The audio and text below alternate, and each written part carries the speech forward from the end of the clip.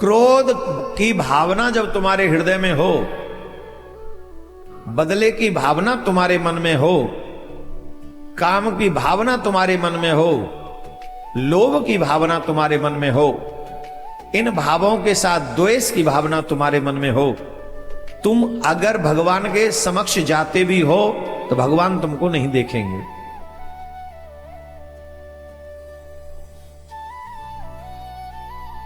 जब भी मंदिर में जाओ तो निर्मल मन से जाओ। भगवान के समक्ष जब भी जाना हो, आपके मन में उस समय काम नहीं होना चाहिए, क्रोध नहीं होना चाहिए, ईर्ष्या किसी के लिए नहीं होनी चाहिए, द्वेष नहीं होना चाहिए, लोभ नहीं होना। ये 5 चोरों को मंदिर के बाहर छोड़ के जाओ, और उस स्थिति में जब आप भगवान से प्रार्थना करोगे, चाहे सोमनाथ से, चाहे प्रियाकांत जी से, निश्चित तौर पर उस भाव को ठाकुर जी जल्दी पूर्ण करता है। कई वीडियो तो आपने देखी होंगी कि मंदिर के भीतर भी लोग लड़ रहे हैं और दर्शनार्थी लड़ रहे हैं, व्यवस्थापक लड़ रहे हैं। अब अगर मंदिर के भीतर आप लड़ रहे हो तो प्रार्थना कब करोगे? उस समय आपके हृदय का भाव क्या होगा? कितने लोग तो इतने द्वेष में जाते हैं, लड़ाई हो जाती है और फिर जाते, कई बार तो कहते भाड़ में जा, आज के बाद झांकूंगा ना यहां। ये भाव आ गया। अब इस भाव के बाद में क्या संबंध रहा ठाकुर जी से हमारा? अगर आपको लग रहा है कि मंदिर में बहुत ज्यादा भीड़ है तो प्रतीक्षा करो, बोले और भीड़ नहीं रुक रही तो और प्रतीक्षा करो, लेकिन सरल मन से भगवान के पास में जाओ।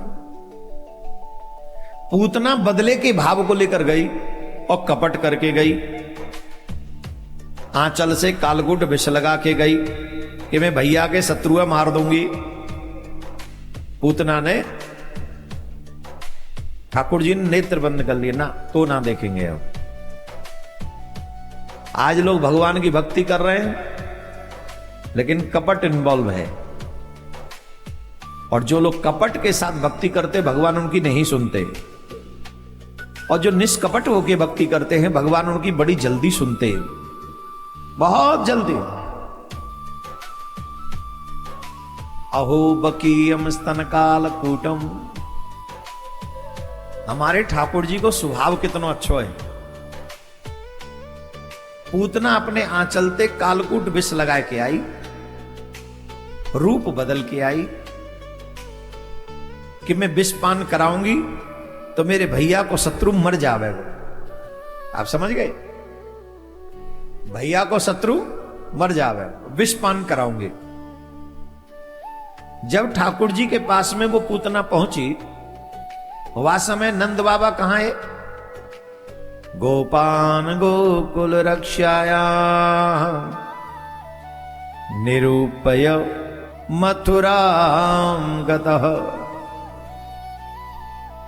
नंदः करस्य, गोकुल और गोपों की रक्षा करने के लिए नंद बाबा कंस के पास मथुरा में गए, कर चुकावे के काज। पूतना को नहीं देखा और भगवान ने मन ही मन में निर्णय कर लिया कि हम इसका कल्याण कर देंगे, जो गति मैया यशोदा को देनी है वही दे देंगे। तो अहो बकीयम स्तन कालकूटम जिघांसयाप्या यज्ञादि।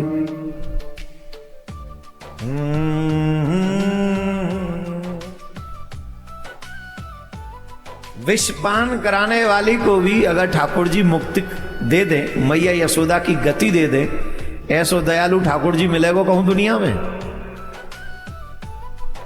विष दो नहीं पियो है, एक महादेव ने विष पिया है और एक मेरे ठाकुर जी ने विष पिया है।